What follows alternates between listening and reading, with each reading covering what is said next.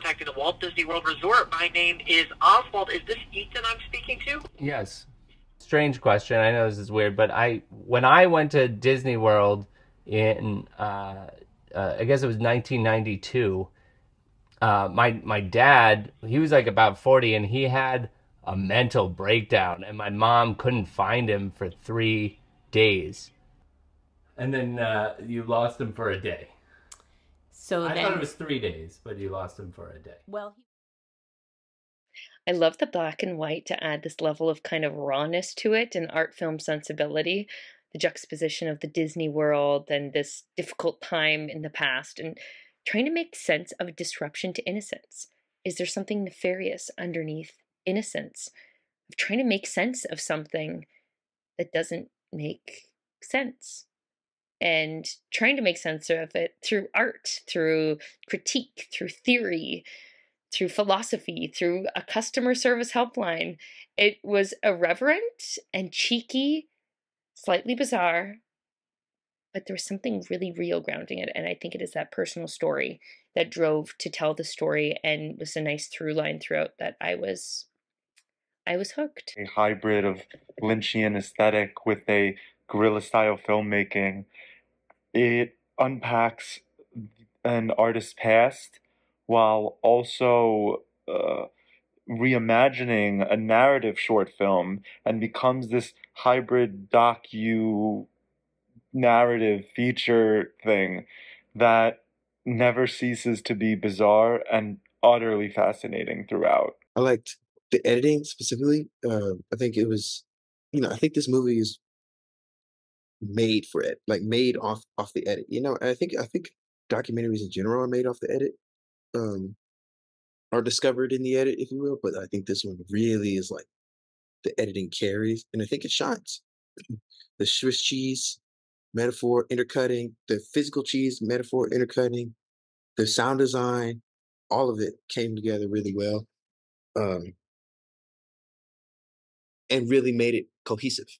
Um, I also like the idea of the meta commentary about him and his dad, or the filmmaker and his dad's issues with Disney World, and then the filmmaker and his dad's issues with Disney World, using the film as a vehicle to export.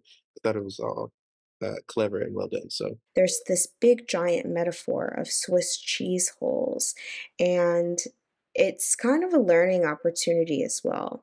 There's this really funny, crude story that comes with Swiss cheese holes and Mickey Mouse himself, right? And that's kind of the humor bit. That's that humor aspect to it.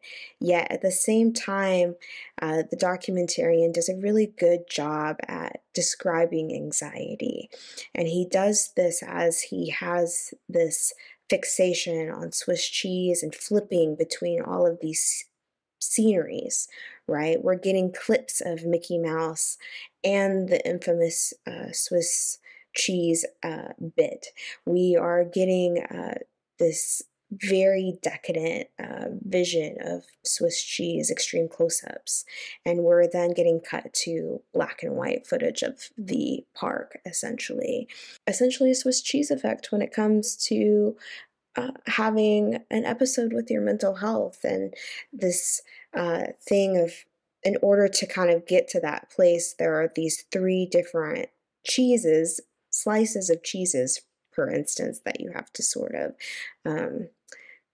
put your finger through the hole to. It's nice to see that this connection and obsession ends up becoming not only a learning opportunity, but a healing experience for him to have, which ultimately ends up coming to be building a memory, right? He's building a memory with his kids, and in the end, he sort of, showcases it to his two daughters, and is like, I hope that by the end of all this, maybe it inspires you to make a movie. This documentary grabbed my attention flat out with the Disney font and the whole theme where this guy's going through the trauma with his dad.